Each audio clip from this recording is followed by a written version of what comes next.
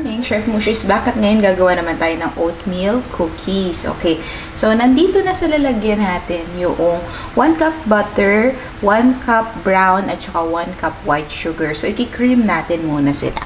Right? Siguro mga medium. Tama ba yun? Anywho, so i-cream natin siya. Ang ginawa ko, dapat pala i-cream muna yung butter, tapos tayo ilagay yung sugar. Okay. So, anywho, na-cream na naman natin siya ngayon. So, ngayon lalagyan naman natin yung egg.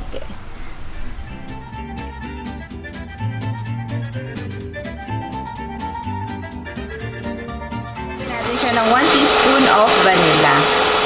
And mukhang may mali na nga akong nagagawa nito. So, remedyohan ko na. Lagyan natin yung ating dry ingredients dito sa ating mixer. So, sa dry ingredients, meron tayong 2 cups of flour, tapos 1 teaspoon ng baking soda, 1 teaspoon ng salt, at saka 1.5 teaspoon ng cinnamon. So, on lang natin siya ulit. Dun sa pinapanood ko na video, dire-diretso lang yung ikot. Kaso nga, dahil pang mahirap lang yata ito.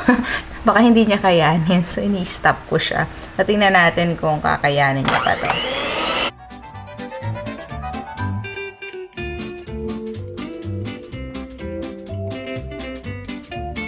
Ngayon, ilalagay naman natin yung ating oatmeal dito sa loob. So, good luckin talaga to us.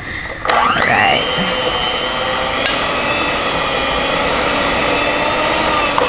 Uy! Lumipad! Okay. So, lesson learned. Bibili na lang talaga ng durable na mixer. Wag na yung ganitong klase mixer. Daanan ko para dito sa ating cookie dough, ha.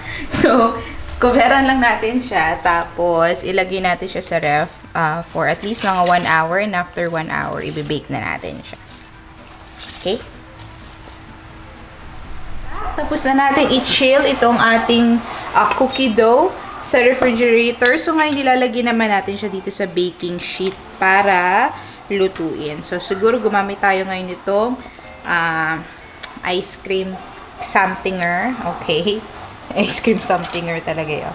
Ilagay lang natin siya dito, tapos i-press lang natin siya ng konti para medyo mag-flat.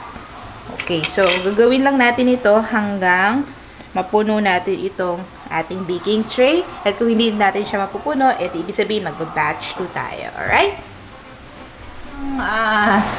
3, 6, 9 pieces lang ng mga cookies yung kaya ng isang tray natin. So, mukhang pabalik-balik natin itong gagawin hanggang matapos natin yung ating cookie dough. So, pinipreheat natin yung oven natin ng 190 degrees Celsius. So, after natin ma-preheat, ilalagay natin to, lulutuin natin for 10 minutes. Then, we'll let it rest for 5 minutes and then pwede na siyang iserve. So, pakita ko na sa inyo siguro pag yung natapos na nating maluto lahat. Alright?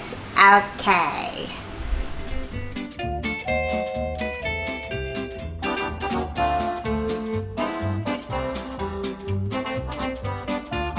First batch ng ating cookies ay tapos na. Mukhang may mabebenta na ako, ha? Charet. Okay. So, ayan lang natin siya mag-rest. Tapos, magbe-bake pa tayo ng mga iba pang cookies. Alright? So, yun lang. Ang ating oatmeal cookies. Parang, ngayon lang yata ako natuwa sa mga binig ko. Mukhang masarap siya. Hindi ko pa natitikman. Pero sige. Let's try.